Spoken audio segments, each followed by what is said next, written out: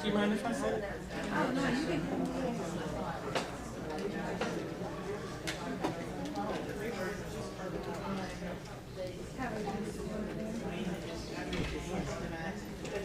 Oh, do well, thank you.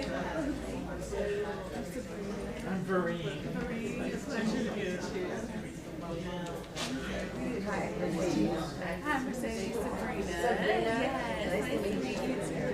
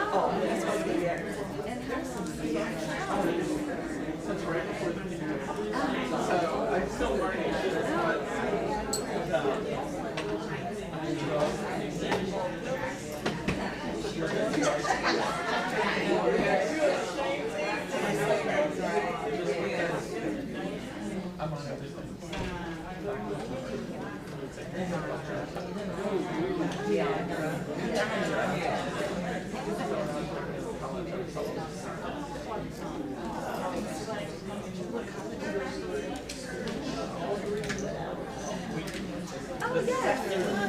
Oh, thank you. My hair's so big. So wait a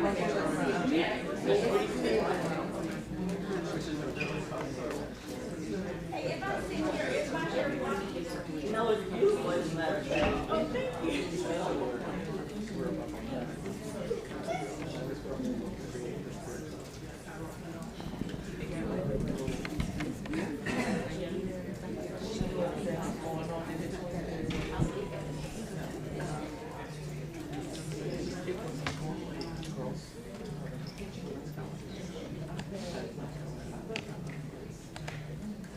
Good morning. Oh, all the beautiful faces this morning. How are you guys doing?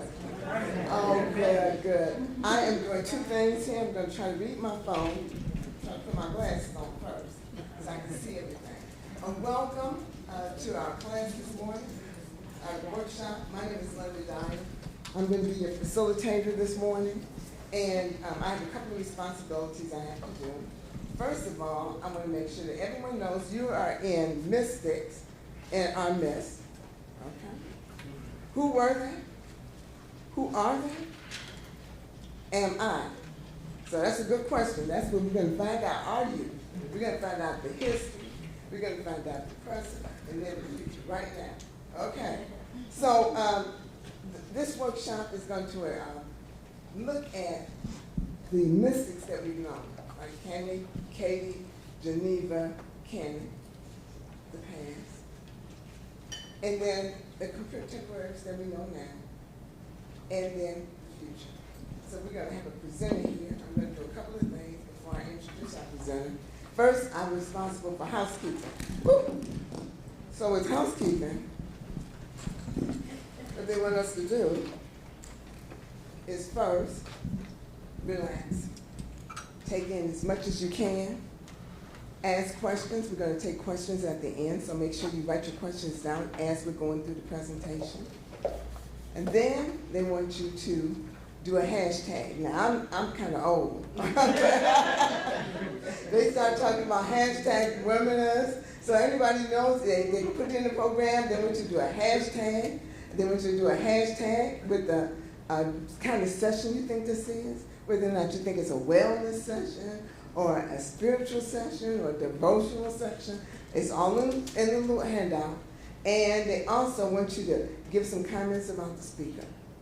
Give some feedback. All that positive things that you're going to get out of this session.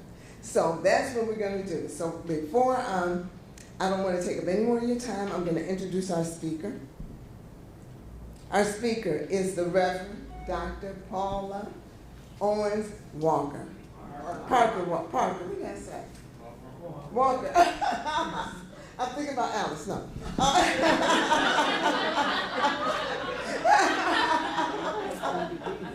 Okay, I elevated you, okay? Okay. Dr. Walker. Parker, I just want to say that. What is this? What is this spirit? Okay, you got that, huh?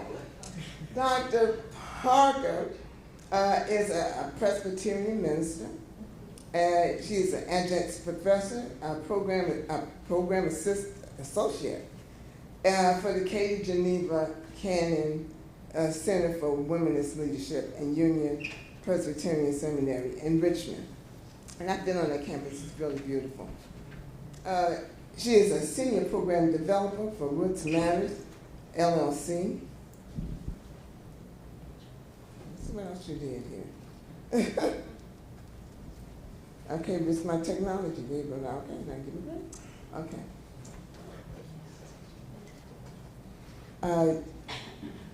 And she identifies ways to heal, which I thought this was interesting, heal generational trauma in families. That's important because we know we have a lot of generational trauma in families, and Dr. Parker is an expert at that. That's what she does.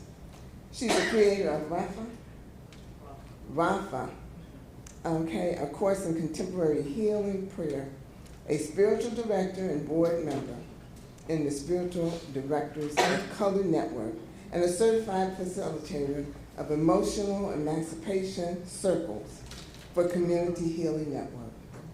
She is a graduate of San Francisco Theological Seminary, Union Presbyterian Seminary, and Fisk University.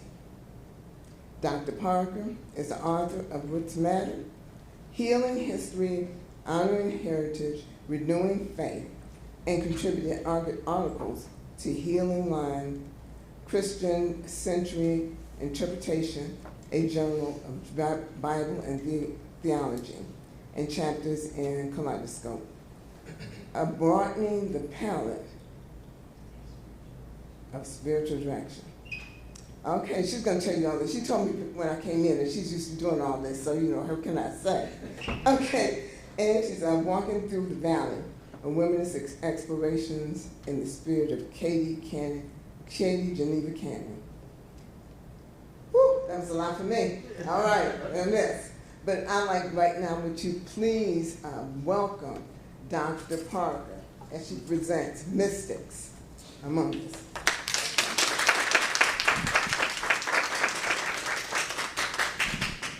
Good morning. Good morning. How are you doing today? A couple of other things, announcements I want to make, and that is, this is recorded. These sessions are recorded. They will be uploaded next week or week after, and you'll have 3 months from the time that it's uploaded to go back and watch them, all of the workshops. So I just want to let you know that and the other thing is, Dr. Cannon always said that I always had too much information. So I'm inviting you. You can ask questions as I go along, but I can almost guarantee you we won't get through everything if you do. But if you can hold the questions till the end, it would be better if you want to see the whole thing. But I can flow either way, whichever way it works. But I just wanted to let you know that this isn't, you can go back and see this again if you want to, because it is going to be a lot of information. This came from a class that I did in the fall, Womanist Mystics and Social Change. So it's like 12 weeks compressed into 9 minutes. Okay? So I want to give you a little bit about myself before I get started. I have Virginia roots, Tidewater area of Virginia, Norfolk and Princess Anne County, now Chesapeake and Virginia Beach. I grew up in Portsmouth and Chesapeake, and I have DNA cousins in South Carolina, Nigeria, and Ghana that I don't know, but the DNA says it's there. My parents were Helen Viola West Owens and Hugo Armstrong Owens Sr. I'm the oldest of 3. I have a sister, Patrice, and a brother, Hugo Jr. I have 2 sons, Christian and David, and 4 grandchildren. I have Black Baptist roots. My ancestors founded Divine Baptist Church, the oldest Baptist church in Norfolk County, now Chesapeake, from an Ushover. They were instrumental in forming 4 other churches in Chesapeake and Portsmouth and Suffolk. My paternal grandmother, Grace Catherine Melvin Owens, was a Christian Scientist because they came to help her when her family was really sick during an epidemic and gave her a spiritual support. So I think I inherited my interest in healing from her. I attended a Catholic elementary school, so I was exposed to a very different way of worship and theology. As a result of my spiritual journey, I now call myself an Episcopalian. And in this sequence, the Baptists saved me, the Charismatic Episcopals healed me, and the Presbyterians educated and ordained me. So I have a little bit of everything. Healing prayer, generational healing prayer, spiritual direction on my ministry. Dr. Cannon was my D-Man advisor and helped me to shape my dissertation, Roots Matter, Healing Generational Trauma in the African American Community, which became my book, Roots Matter, Healing History, Honoring Heritage, and Renewing Hope. Mysticism, quantum physics, process theology, and African indigenous religions are my current interests. My father, Hugo Owens Sr., was extremely active in the civil rights movement. So social justice, Black history, family history were part of our regular conversation. Because he was a dentist whose patients were 99% Black, the body of patients, he had the economic freedom to raise hell when most of his patients could not. And because of that, he felt it was his responsibility to use his privilege to benefit his community. He introduced me to the works of Benjamin Mays, Mordecai Johnson, and Howard Thurman. I say all this to say that there's diversity in this room, in social context, in belief practices, spirituality, theology, and you're all welcome to the space. While listening to Tricia Hersey last night, there were a million thoughts racing through my mind, but it was her one question that stood out for me. How do we transform grief into power? And grief and my trauma is the result of traumatic loss. To heal from trauma, you have to have three fundamental components: a supportive community, a sense of who you are, your family and your cultural history, and the spirit. So it's community, it's culture, and spirit. And those are the things, the components that you need to heal from trauma. I think that is exactly what the women in this presentation did. It's a different perspective, but how did these women sustain themselves and ground themselves and find the power to face the terror and challenges of their day? But before we start, I want you to be still. I want you to close your eyes, take a deep breath, release through your mouth while I read the selection from Howard Thurman. How good it is to center down, to sit quietly and see one's self pass by. The streets of our minds seethe with endless traffic. Our spirits resound with clashings, with noisy silences. While something deep within hungers and thirsts for the still moment and the resting lull, with full intensity we seek, ere the quiet passes, a fresh sense of order in our living. A direction, a strong, sure purpose that will structure our confusion and bring meaning to our chaos. We look at ourselves in this waiting moment, the kinds of people we are. The questions persist. What are we doing with our lives? What are the motives that order our day? What is the end of our doings? Where are we trying to go? Where do we put the emphasis, and where are our values focused? For what end do we make these sacrifices? Where is my treasure, and what do I love most in life? What do I hate most in life, and to what am I true?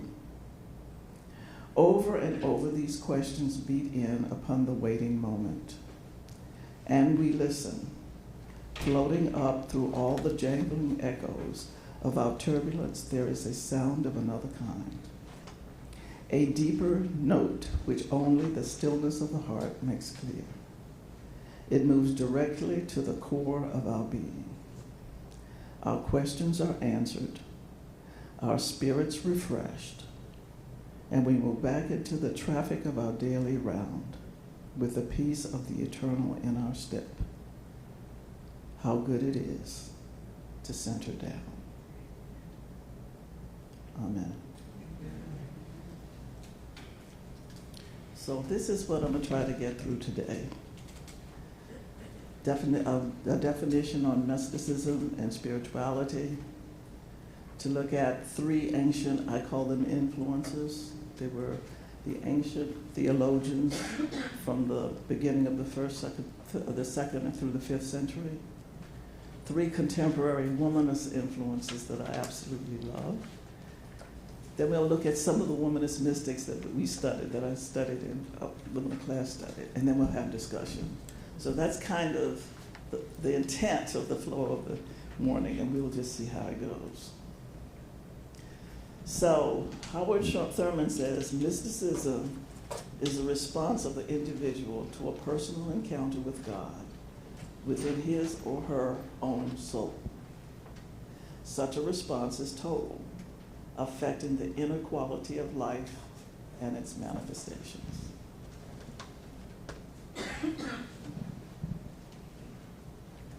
A mystic is someone who has particular experiences that bring out altered states of consciousness deriving from the encounter with the divine reality.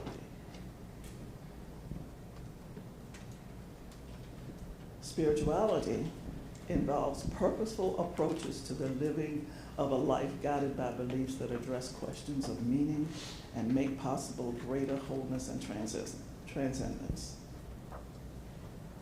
Ideals for living offer meaning and purpose. Practices and rituals cope with suffering and death, and in seeking healing and greater wholeness. So mysticism and the mystic is about the experience. Spirituality, the way I've set it up here, because you can find different definitions, but for me it's easier to understand as mystics and mysticism is about the experience and encounter.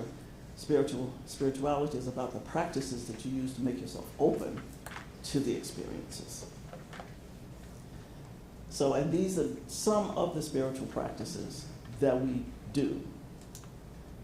And there are more. This is just an example of some of the spiritual practices that people do in order to make themselves available and open to the Spirit for a divine encounter. Nature, dance, singing, music, prayer, silence, confession, fasting are just a few.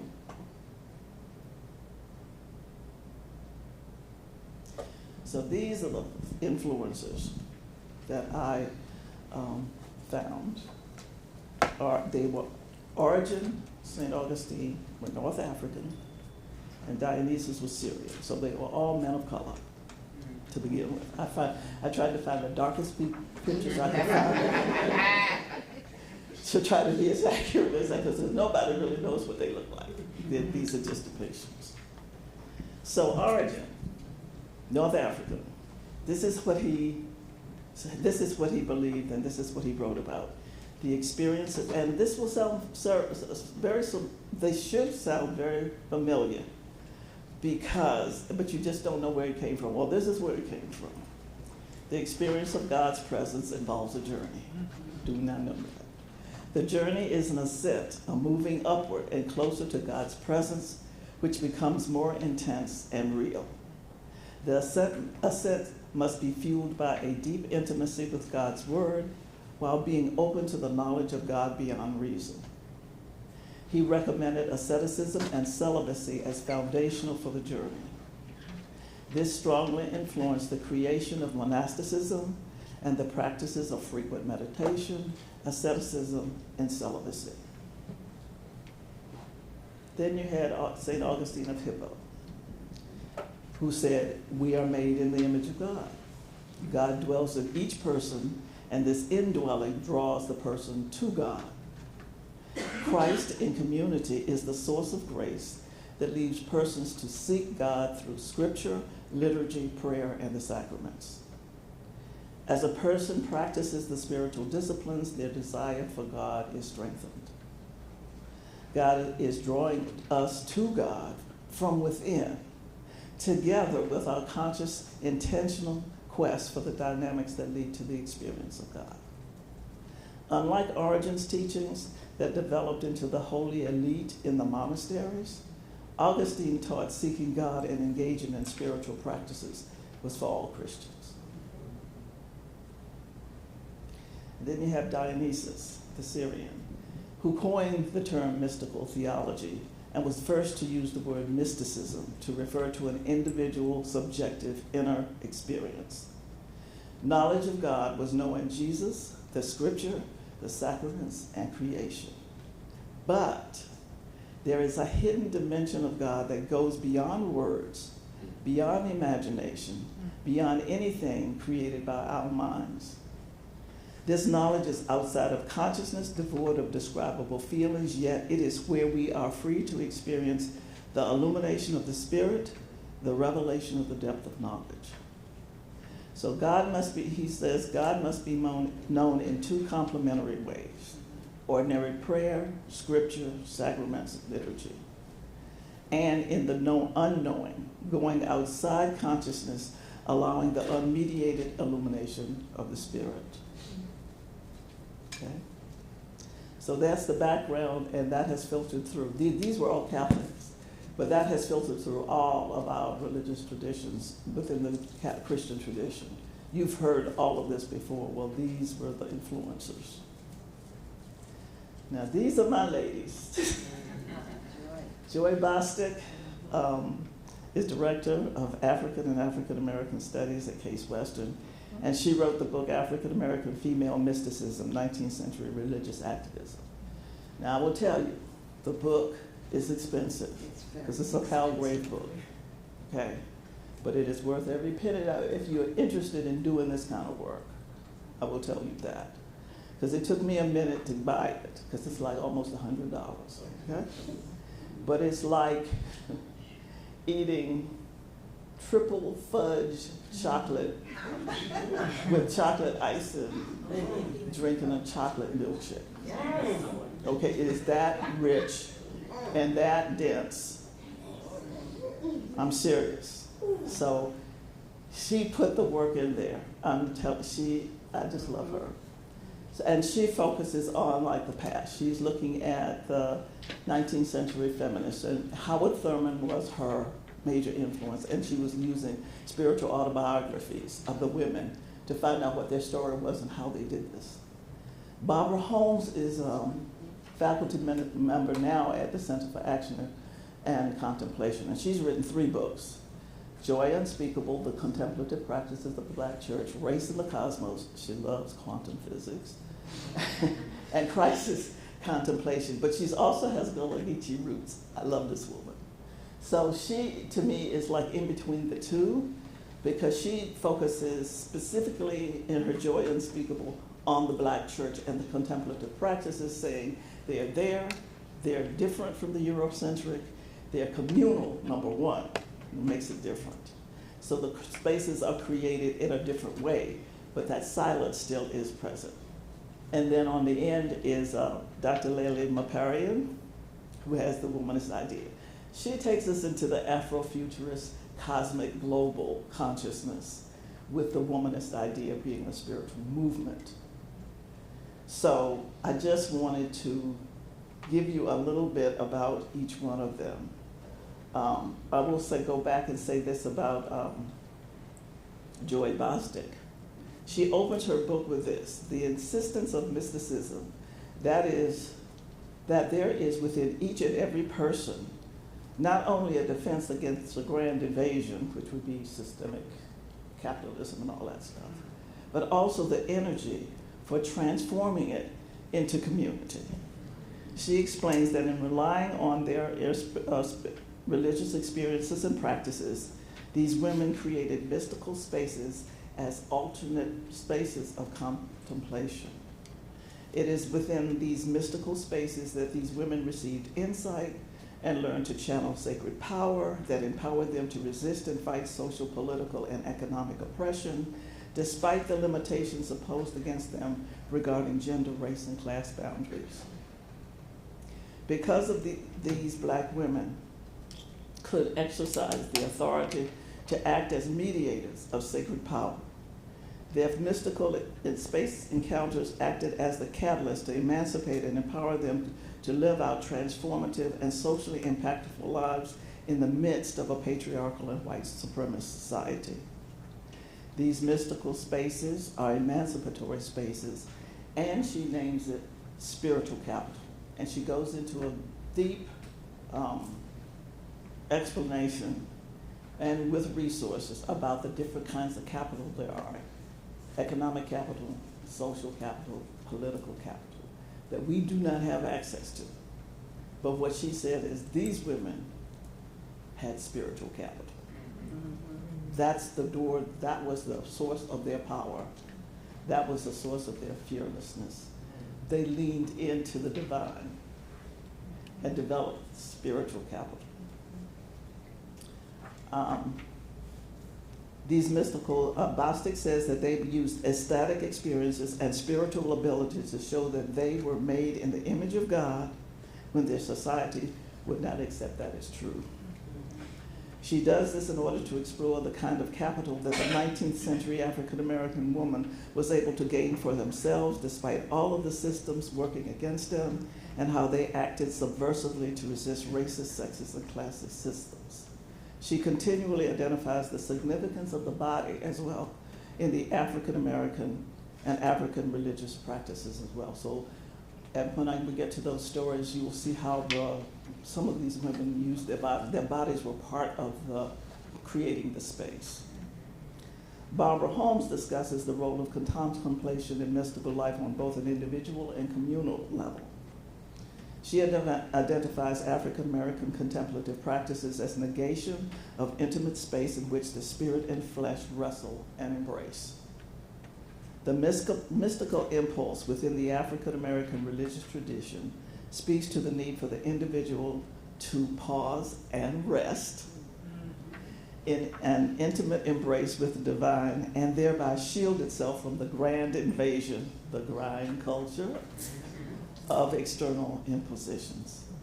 At the same time, African American mysticism is understood as a source of knowledge, authority, and empowerment of prophetic healing and social engagement. Holmes presents the concept of, and practice of contemplation and shows how Eurocentric ideas of contemplation neglect important African origins for it and devalue other diverse versions of the practice, particularly in the Black church. In the Black church, she writes, silences are interactive, malleable, and often punctuated with vocalization. During these times, sounds are not interferences. Rather, they are guides to those on the contemplative journey. Ontological silence is different from the actual lack of sound. Layli Maperi, the womanist idea, is a spiritual movement for her. Spiritual movement means movement of consciousness, changing hearts and minds in order to change the substrate of outward reality. Spiritual movement is the higher octave of social movement, which merely addresses outward conditions in the material realm. Without spiritual movement, social change is not sustainable. So womanism for her is action-oriented. Womanists apply spiritual knowledge to create spiritual movements in everyday settings. And womanism is humanity-focused. The womanist worldview is rooted in the lived experience of survival, community, intimacy with the natural environment. And she has this term luxocracy, which is the universal recognition of innate human divinity and the eminent spiritual nature of the life space in which humans exist. Until the girlfriend goes out there, all right? But it speaks to me, and you can, she helps you to see into the future. She truly helps you see into the future. The three fundamental principles of luxocracy is innate divinity, which is your inner light, higher self, soul within, God within, which is like what Augustine said. Common will, which is a state of collective well-being. I am because we are because I am. And she says we have to think, I am constantly thinking about and feeling how my choices, actions, thoughts, and words, and the like impact others in other people, the natural environment, and the natural field where I exist. So it's this constant awareness of how you are affecting everything around you, which is not easy to do. And her third thing is culture as wealth, seeing the wealth in the people. That is where your wealth is. Moving beyond notions of race and difference and deficits to culture as wealth. So these are my three women that I found in my research. If you know, and at the end of my ask, if you know of any other people that are writing like this, please let me know. But when I was preparing for the class, these were the three that I found that spoke to what I was trying to get at. So now we're going to talk about some of the women that were studied. Now this one was not studied, I just love her. I found her almost 20 years ago in Conversations with God when I saw which was a collection of poems over the years of African Americans. And she has several in there, and I just liked her. She was something else.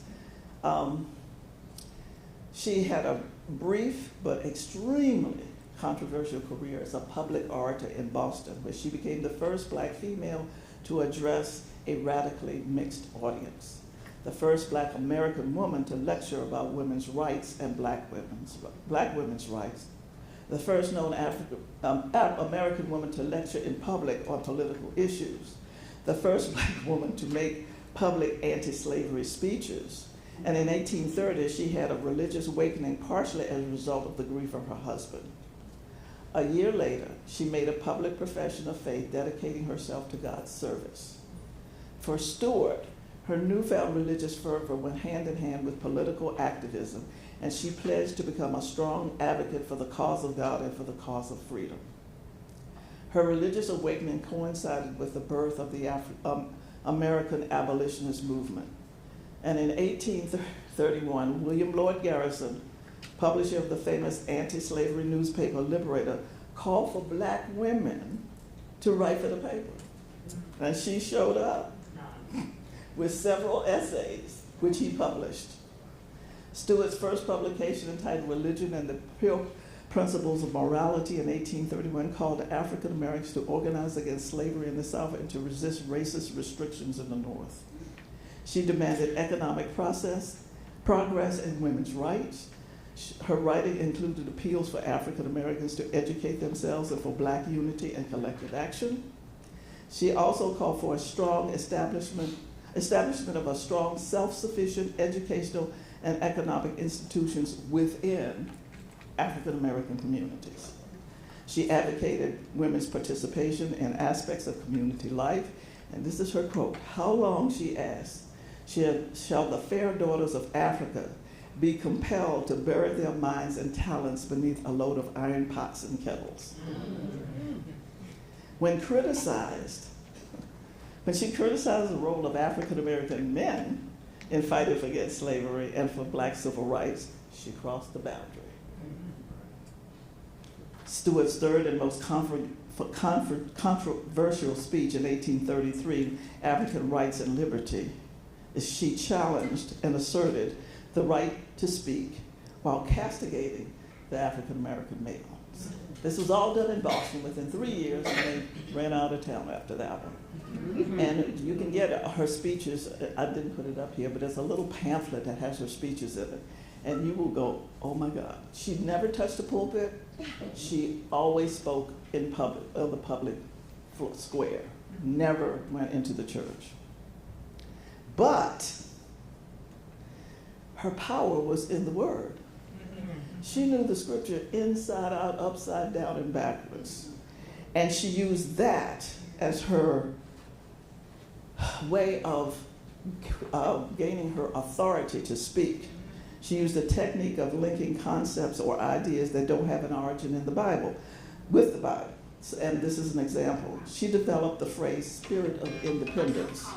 The term independence isn't in the Bible. However, she added spirit of to the term independence to further link spirit of independence to her vocation and the founding principles of the United States. She used the Bible as her voice to make a point that would stir the ire of readers and listeners. So that was her spirituality. She was deeply grounded in the Word. And the Spirit showed her how to connect this message, connect the verses to make her point and challenge. And they could, and she, in a way, that was her shield. Because, okay, you messing with the scriptures now. And probably nobody else in the audience knew them as well as she did to challenge her. Okay. So then we have Sojourner Truth. I did not know this until I read Bostic's book, but when she was Isabella Bunkley, her mother told her, you got to do two things, which is the classic, the talk in 21st century, which is obey your master, but know that God is always near. Okay? And so initially, she was compliant, very compliant to the master, to the enslaver, out of fear of punishment. She wanted to be perfect, and then the tension just was not working. So then she remembered the other part that her mother told her, which was, God is always near. So what she did, and this is speaking, she went out into a stream and found a little island and created a little bush arbor of willow branches, a little alcove.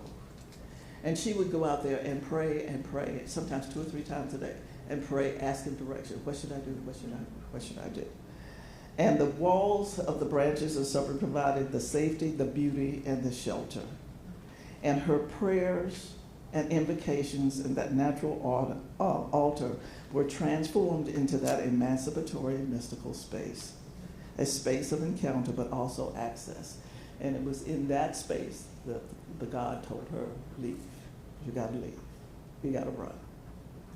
The enslaver came after her, found her, had her by the hand.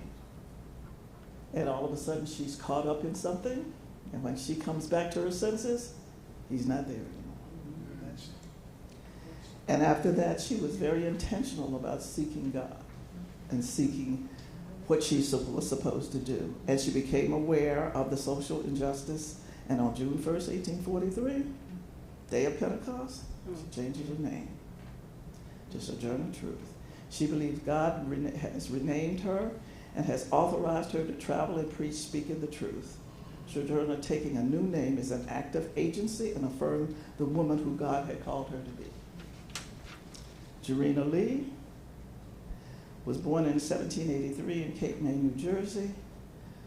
Black girl that had been hired out to work as a domestic in families. So Jarena Lee's The Life and Religious Experience of Jarena Lee was the first published in 1836. Later she published a more expanded version in 1849. It is the earliest known spiritual autobiography written by an African-American woman. Lee's narrative serves as an important source of understanding of female mysticism and activism. When Lee opens her spiritual autobiography with descriptions of space, place, and longing, situating her spiritual awakening and rests quite mentally within the context of dislocation and alienation. The themes of dislocation, alienation, and search for home are foundational for Lee's spiritual awakening. Now, prior to her conversion, she saw herself as vile, conceived in sin, born and unholy. She felt separated from God, alone, and suicidal. And in the vision, she finds herself standing on a spider web covering the Gulf of Hell. The spider web is a metaphor for mystical space, liminal space, emancipatory space. The visionary conversion experiences create space in which she disengages from the old personality, but a new person armed with a mission and a radically different worldview. She's interiorly distanced from psychological and spiritual violence and is called to a new understanding of divine purpose and mission. After her conversion, she sees with open eyes and is cognizant of her power. She has come into her body and claimed it, and she embodies the spirit. Now, Bostic does dedicate several pages to the arguments by authors of whether or not sin consciousness that accompanies Christian conversion is self-debasing and is part of the religious cultural oppression of Christian conversion of African Americans faced at the hands of white missionaries. The converted blacks came to think of themselves as tragically African and sinfully human, unworthy beings in the sight of God. But Bostic writes that one must take into consideration the group networks of relationships, the social structures and organizations operating in North America were culturally and ethnically diverse and complex. And even though there was a deliberate attempt to destroy rituals and cultural forms, does not mean that effort was successful. Rabateau suggests that enslaved Africans may have interpreted such evangelical Protestant ritual process of conversion through the lens of West African initiation rites. These African Americans seek out the conversion experience, this quest, as a period of mourning in which the seeker separates from the group and goes alone to a quiet place to struggle with his or her sins. In this case, sin consciousness is identified with displacement of anxiety and fear for the seeker. Lee does not identify her sinful condition with being African. Rather, she identifies sin as telling of the human condition. And despite African Americans' women's use of language of sin consciousness, black women like Jarena Lee maintained a positive understanding of their humanity. Lee believes that humanity is marred and corrupted by human sin and separated from the divine. which goes back to Origen and Augustine. And then we have Rebecca Cox. And that is not a picture of Rebecca. That is a picture of her partner, Rebecca Perot, because they started a Shaker community together, an African-American one, because the white one didn't want to do community work the way she wanted to do it, so she started her own in Philadelphia. But she was, here her conversion story was one of, she was afraid of lightning, to the point that it would put her in the bed. She got so tired of being afraid of it that when it was happening, she opened the doors and windows and said, just take me. I don't care, I'm done. And that is when she got this overwhelming feeling of love and glory and peace and joy. And from that experience motivated her to have an increased compassion for others in the need of God's grace. So she was automatically, from her experience, says, other people need to know this, other people need to have this, other people need to understand that this is what they can have. So she prays and asks God for a strong mind or religious determination. She now possesses a single determination to serve God and serve God only. And she grew up where her folks wanted her to get married, and she didn't want to get married because she wanted to serve God. So she became a Shaker, which is a celibate community, in order to afford getting married. She was strengthened with her relationship with God. Her mystical experiences left her with an undeniable conviction that God is ordaining and authorizing her to preach, heal, and resist oppressive structures. Her dreams and visions and prayer were her spiritual disciplines, to the point that she dreamt of 3 books, which eventually got written. She had visions of 3 books, and they were eventually written just before she died. And then some of you know Prathia Hall. She could not help but do what she did, but she grew up with parents in which her home was church on Sunday and a community center the rest of the week. So there was no way she did not see the connection between the worship and the work. Even though her father did not want for her to go south and do anything, she waited until after he died before she did. And she went down and joined SNCC. And the term freedom faith is the womanist, freedom faith for Prathia was a central concept of her theology, the belief that God created humans to be free and assist and equip those who work for freedom. Hall's womanist vision of liberation included the liberation of individuals and the redemption of systems so that all God's people could be free. Pace dedicated an entire chapter, Living in the Face of Death, as a comprehensive example of the power of prayer and action. So I have a little bit of it that I'm going to read. In April of 1962, Hall became part of SNCC and the voter registration drive in rural South Georgia. She was the leader in preparing volunteers to adapt to the psychological realities of working in the overlay of terror and violence in the rural South, living with the reality that at any moment, at any time, someone could come and kill you. Fear was part of the survival kit. Hall taught the volunteers how to understand that fear was the sanest and most intelligent response to an environment like this. They had to learn how to live with it, understand it, work with it to help people not only let it paralyze them and to take action despite of fear. Hall described the mass meetings as pure power and reflected, these are her words, "I have never in my life been so profoundly moved as I was by the mass meetings that were the central rallying points of the movement. It was impossible to stand as a spectator outside this circle of communion. Every mass meeting was a prayer meeting, every statement and every report was a testimony. So whether you called yourself religious or not, it was about the struggle for the power of life against the powers of death, and that's religion." Somehow in this place, in southwest Georgia, with hostile police ringing the exterior of the church, these are her words. Freedom songs were worship, which contained within the reality of its expression a power that affirmed life and defied death. Singing freedom songs was a prayer, and the proclamation that fashioned fear into faith, cringing into courage, suffering into survival, despair into defiance, and pain into protest. Freedom songs breathe life and hope in darkness and despair. The survival kit of oppression includes humor, faith, and music. We could not live if we could not laugh.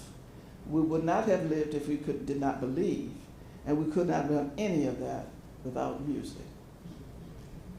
And Holmes says that in her book about the importance of music and how it can transport you and take you into that space of openness.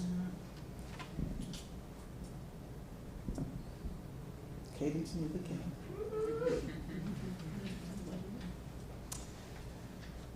Art was an expression. That's one of her doodles. The pens that you got were doodles.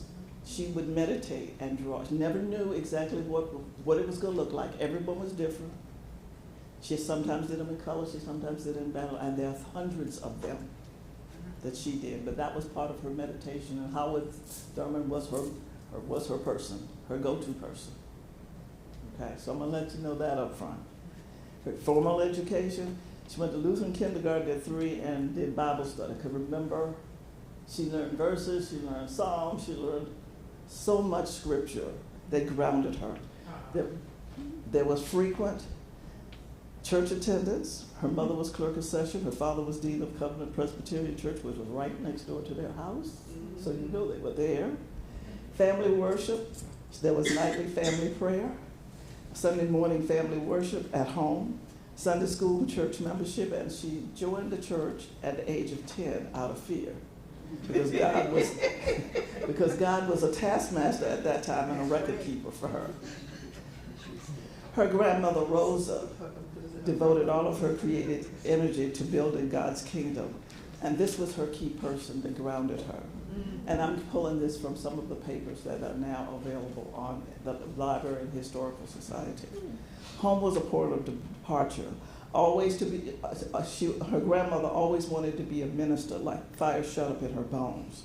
She delivered profound speeches to congregations and sang from books of Psalms. In her senility, she would tell eyewitness stories of the miracles of Jesus and biblical incidents that occurred in their own backyard. Dr. Cannon was her girl Friday at 4. They read Bible stories together, talked about slavery and post-slavery days. Grandmother reminded her that only what is done for Christ will last. Mm-hmm. Her life was full of I could have been, is what Dr. Cannon writes. Dr. Cannon dreamed of living out her grandmother's dreams and ambitions. She said, my grandmother was influential in her life. She rallied my self-respect, set high my personal standards, and unfurled lofty ambitions for me and my other family members for as long as I can remember.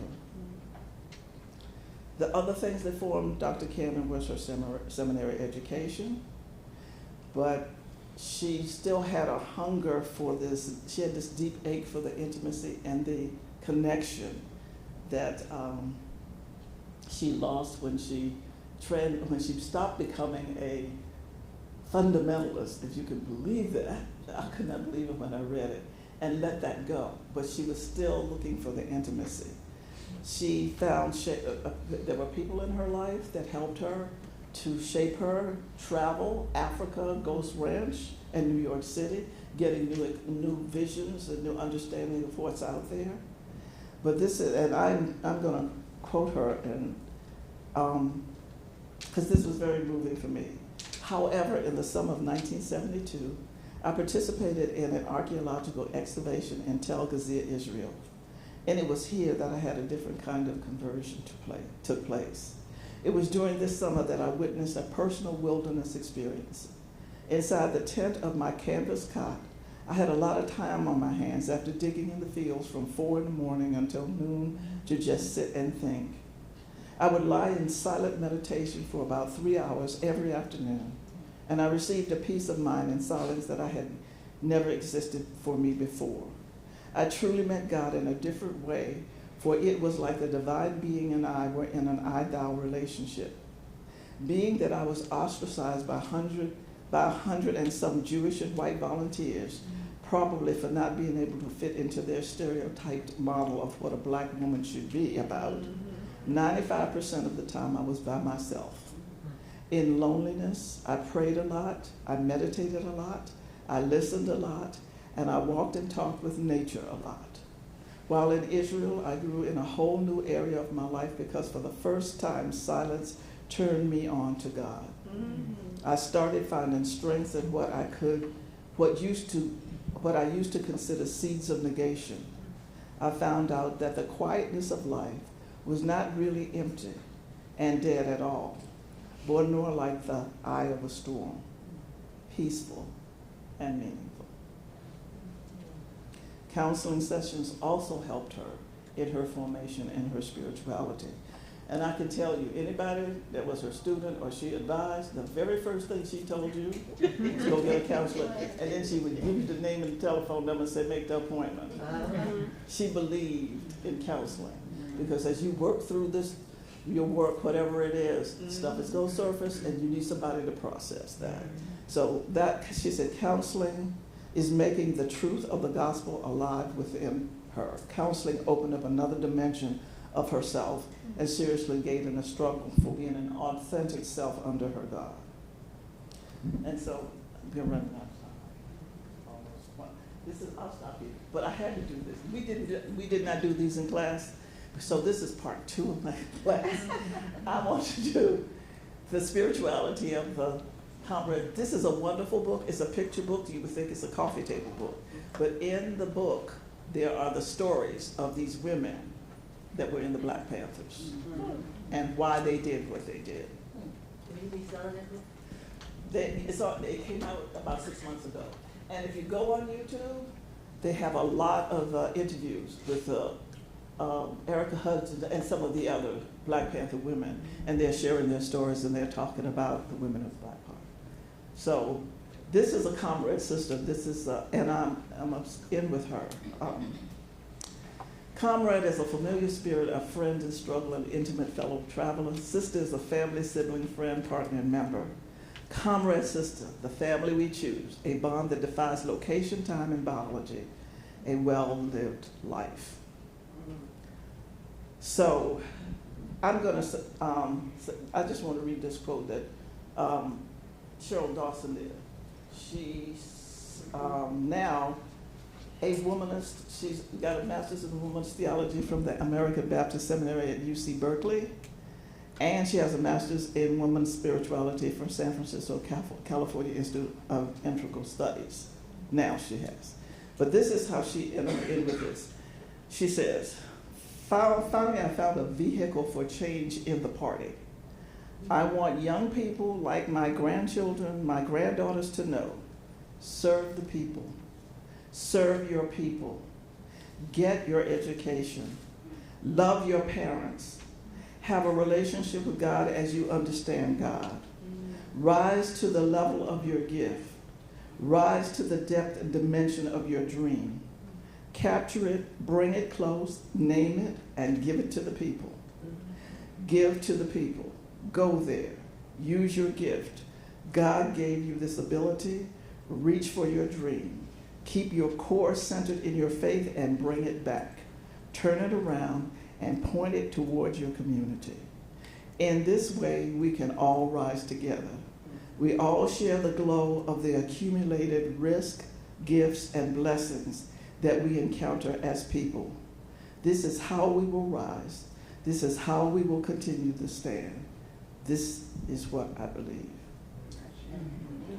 And so this is an example of people, Black women using their gifts in different ways to contribute to the community. So I just had an example of all the people, of women who are not all in the pulpit. So a lot of people think that y'all get, no, don't.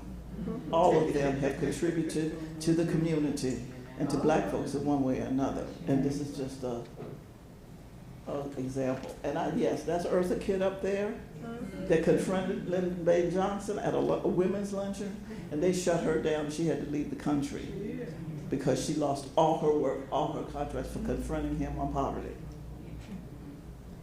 So she's on YouTube too if you want to see her talk about that. YouTube University is wonderful. So this is, I want to look at these folks. This is part 2 class for me. And I love this about Ella Baker. I love Ella Baker because she loves young folks. She was the one that just would refuse to allow SCLC to bring them under them. She said, no, they're going to be their own separate organization. But she says, the younger generation is challenging you and me. They are asking us to forget our laziness and doubt and fear and follow their dedication to the truth to the bitter end. So, we have to end.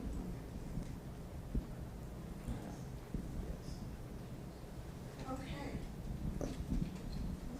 I'm just going to take this for a few minutes, and we're going to take questions. But before we take questions, let's give Dr. Paula a round of applause. She did a fantastic job. I mean, really, a lot of historical information there. Just bringing us up to date, a lot of information I didn't know. So right now, don't say you got questions to answer. Right now, we're going to take questions. So, anyone have a question? Want to start? Okay. Here you go. Hello, Dr. Parker. Yes, ma'am. Stand, speak loud, and say your name. Yes, ma'am. Deandra Brooks, seminary student. I enjoyed your presentation this morning and learned a lot of information I didn't know before. My question is, part of your title is like the past, well, basically, my question is centered around the future and and I didn't really get that or gather that from your presentation. I know at the end you kind of brought us to the present, like some of the people in our contemporary times, but how do you acknowledge that portion? You're talking about the Afrofuturism piece. Yeah. Yes, ma'am. Which is that's a whole another presentation. But what I would say is what Afrofuturism is about is envisioning what life would be like for African American people in the future, creatively and in all forms, just like that. So what would this look like in the future? How is it gonna, and I will tell you this, the National African American Museum of History and Culture just put out last week or 2 weeks ago a exhibit on Afrofuturism, showing examples coming from Africa and the whole cosmos thing. Things like Benjamin Banneker in his day would have been an Afrofuturist. So they are just showing examples of how it's envisioning the future. And what will that look like? Creativity in the music, in my day it was George Clinton. Okay?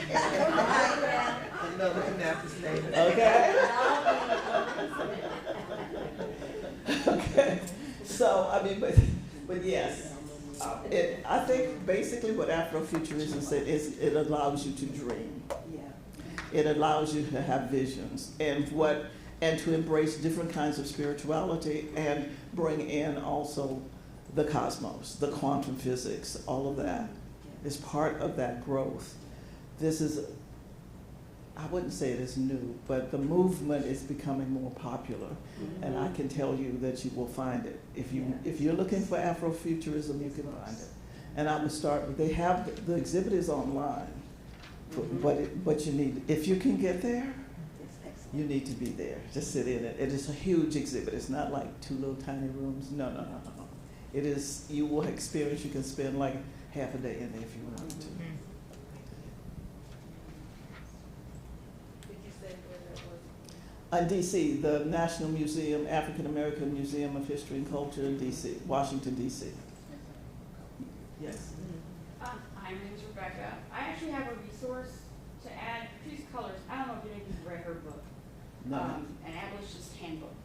Yeah. What's it? An abolitionist handbook. It's Okay. 12 steps to change yourself in the world. Okay, It is a phenomenal work at looking at how you become the activist that she is. okay, And the work that you have to do on the inner self to be able to withstand the things that are coming. But also how to create a powerful, a very clear-centered organization, right? And then speaking of Afrocentrism or Afrofuturism, I'm a playwright. The Black Theater Network is actually having their conference in Detroit this year, and their theme is Afrofuturism in theater, in Black theater. So if you're interested in that, you can check out the Black Theater Network's website. thank you, Yes, Detroit. Yeah, the back of Detroit. thank you. There's wisdom in the room, come on, come on. Go ahead, yes. Hi, my name is Jeanette. I go by Joe. And your position was on, but I wanted to ask, when you look at the future, one of the things that I do is I'm an advocate for sarcoidosis.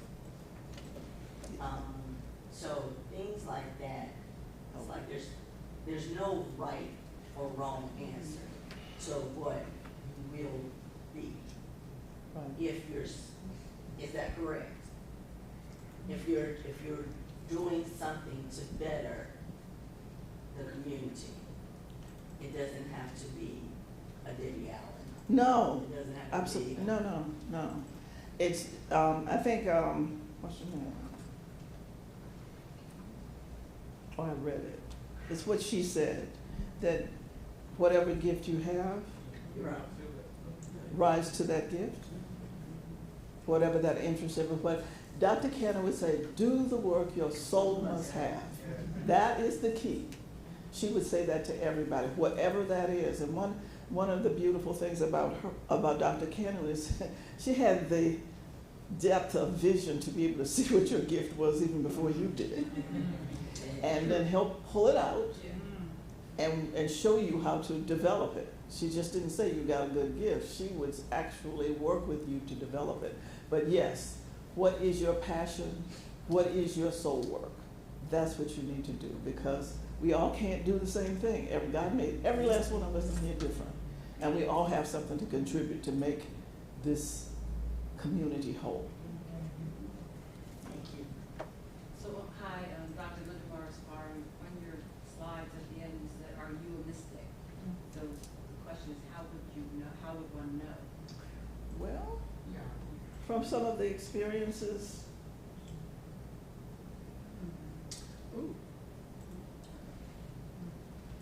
that you've had, if you've had any of them, that have shaped your life, have transformed, that you cannot express, there are no words, then you have had a mystical experience, and I would consider you a mystic. Now, there are some who stay there. I mean, they are much more intentional about creating that space in a continued and sustained way, like these ladies did that we've talked about. And then there are others that don't, for whatever reason. But I think, yes, I think more of us are mystics than we realize if we've had these encounters. Yes. I just have a quick Steph? question. Good afternoon, good morning still. I'm Keisha Bradshaw Easter. I had a question about, a lot of people are mystics and don't know it. So I was just wondering if you could share any experience or feedback and how you get over introducing this work, maybe in a religious setting, a church or something like that. I often don't explain what I'm doing. I just do it and folks know because, but if I start with, okay, we're going to do some deep sitting, or we're going to do all of these, folks, because we've been trained that this is bad. Right. And, don't light no candles, don't burn no incense. Right. Worshiping the devil, I don't know, that was my experience. That part. But, no yoga, no whatever. Right. So in your experience, can you share, Dr. Parker, how do you move through that? Do you just ignore it, or what happens? Well, I came, my experience before I even got to naming it this was healing prayer, which is kind of what people will come up for an altar call. which is, but I would also, let me just think about this for a minute. When I first came out of seminary and I worked at the retreat center, I created a ministry in healing prayer where people could come and sit, and it's kind of like spiritual direction with intense prayer, looking for or asking the Holy Spirit to reveal whatever needed to be healed. Okay. So when you start from that position or that perspective, it's much more, you have more opportunity to introduce like new spiritual practices to help them. And once they have that experience, that mystical encounter, when they actually have that experience that they know that they know that they know that they know God knows them, that grounds them in a way that when people start doing a pushback, they don't care because they know better. So in that way, that has been my experience with it. But yeah, I know there's a lot of resistance to incense and yoga and things like that. But I think, would they be, with the dancing and movement is another way to embody. And simple things like, one of the things is kind of subversive, I guess. But you know, there's this practice that I have not been able to, I have not followed up on, but using sign language for prayer. And that's really an embodiment of the Spirit, and it can open you up even more. So little things like that can help them become more comfortable with the Spirit in their bodies and in their practices. You no, you go ahead. Good morning, I'm Constance Simon from Detroit. I have a question. What have you encountered children who are on that trail, and how to help them, because the parents don't always get it. And when they come to me, it's actually kids are more receptive. They're affirming. They're like, okay, they don't get it. I got it. Yes. I have not, no, I have not, but that has been, I have a 3-year-old grandson, and he can say some things that both his mother and I look at and say, okay. So that's my project for the summer, is to look at spirituality of children and how to foster that and encourage that, that sense of knowing that they have, especially at that young age, like 2 or 3, they know what's going on, really. And I would say, like, to just, when you encounter a child like that, to just look them in the eyes and say, that thing you're feeling, keep going. Yeah. Just encourage that, straight at them. But you have to, yes, you do. I agree. You also have to embrace them to help them separate that hegemony that says it's not right, or parents who are saying, you know, you're standing around talking to somebody. Who is it when the child is by themselves praying? They want to put it in as weird. Yes. And then you have to me, what's freed the kids is to help them understand. Yes. You and God have a connection, and everyone else doesn't understand. It's a personal, and you know what? The way I learned is because as an adult, someone had to help me. Right. I looked, that my favorite scripture is, people in church are peculiar. I said, that's me. But to understand that, yeah.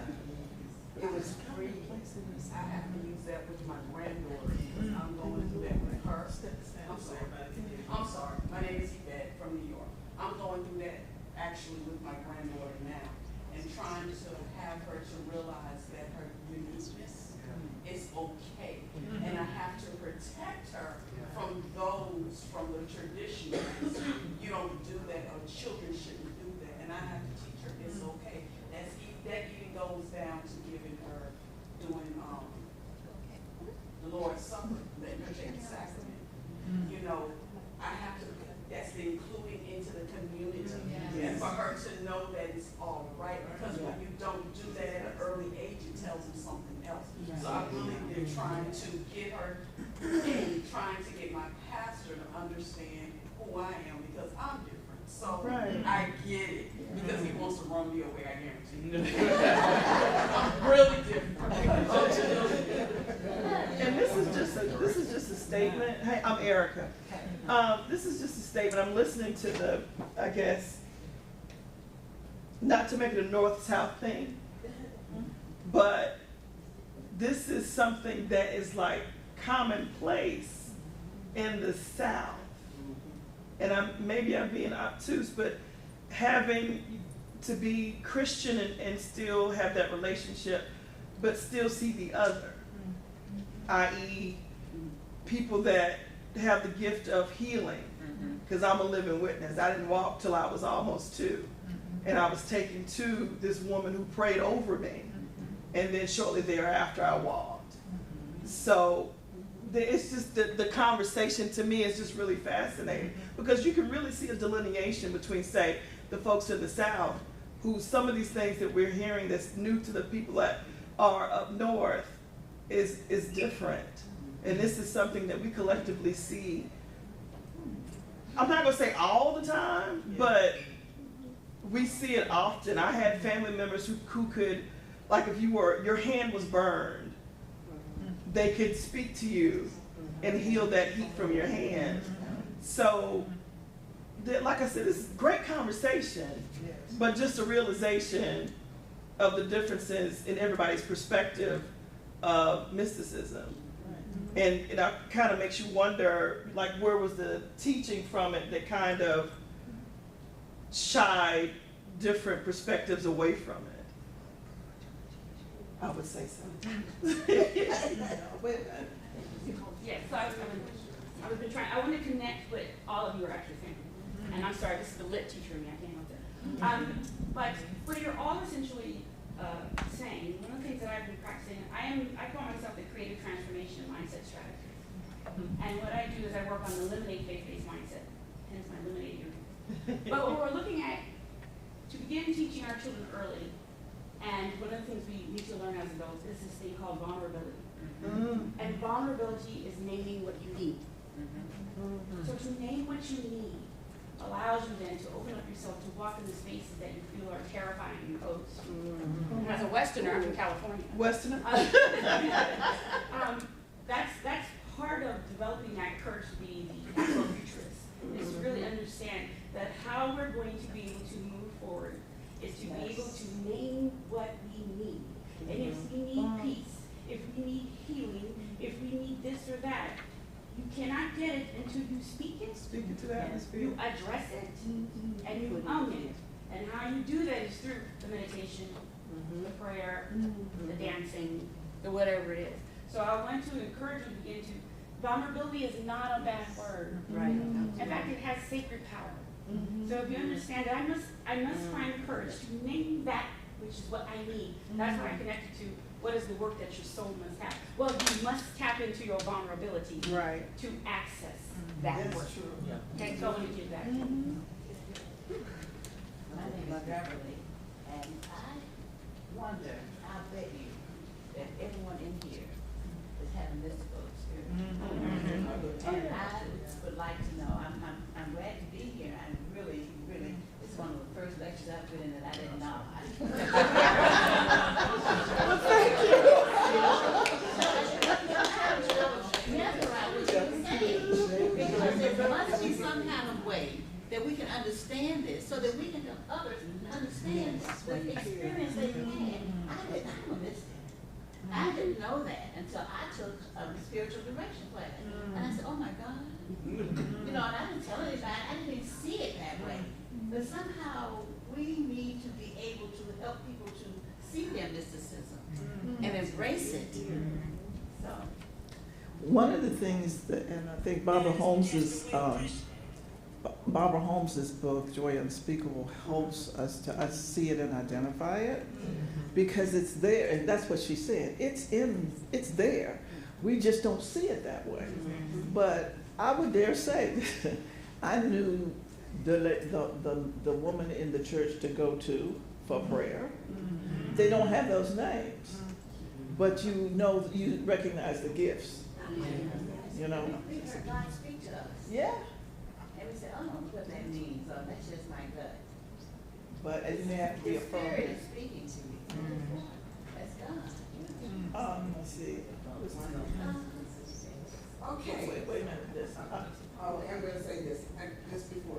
If anyone doesn't get a chance to ask their question, that's why we have the presenter, Dr. Paul, I got that right.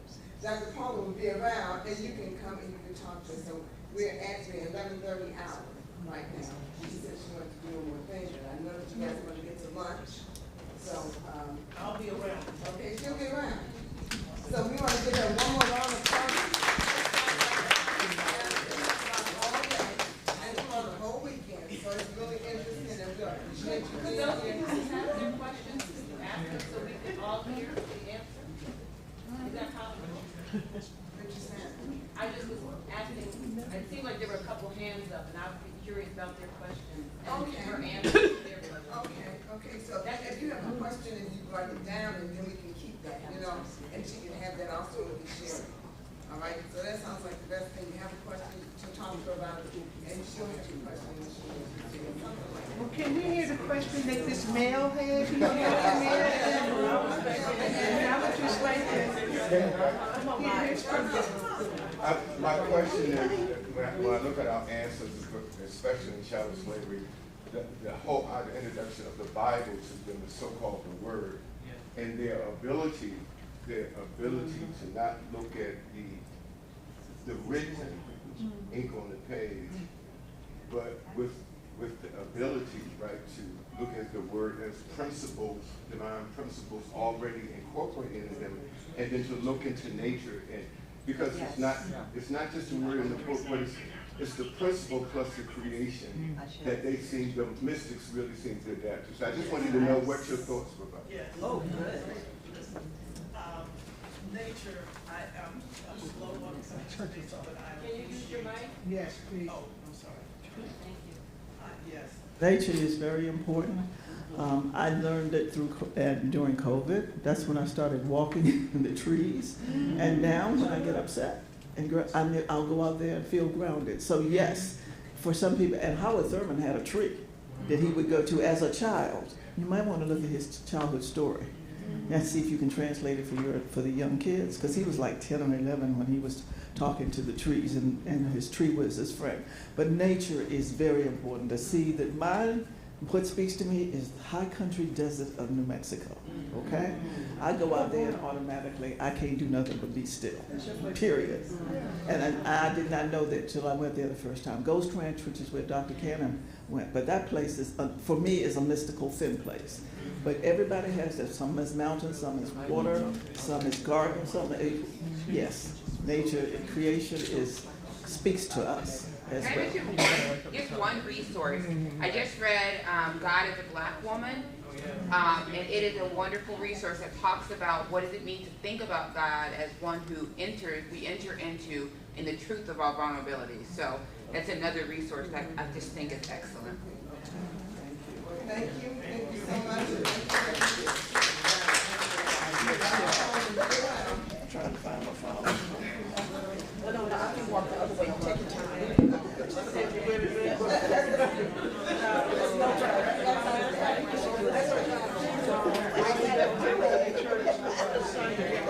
My 98th year nursery Sunday school teacher still lives in and I went to talk to her.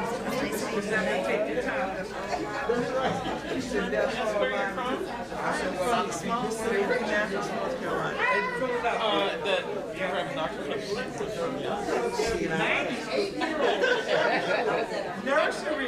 Sunday school teacher. Nursery Sunday school teacher. I love her. And the weirdest thing what I was saying is, you said that about the book. Look at my watch face. Oh my gosh, I love it. Yeah. Oh my gosh. That's my vision. I don't know if you read the book. It is incredible because it really, I think it gives us, it literally gives us an entry into finding your language for the mystical outside of what she calls white male God, in all the ways that shuts this down and teaches us that we're not supposed to have these things. But, I mean, she goes on this wonderful pilgrimage, so there's a nature aspect. And what's the author? The author's name is Christina Cleveland. Education. Have migrated away I'm gonna go on CHRIST. Yes. I'm gonna go on Amazon and get it. Cleveland, God is a Black Woman, and it's even that, to be honest, incredible. I actually think it's C, she has an E instead of the I in the first vowel, but if you put it in Christina Cleveland, you'll find it on Amazon. Okay, all right. Thank you, I appreciate it. No worries. We have like 100 odd acres. And there was storytelling from generation to generation. Thank you so much for helping all of us. The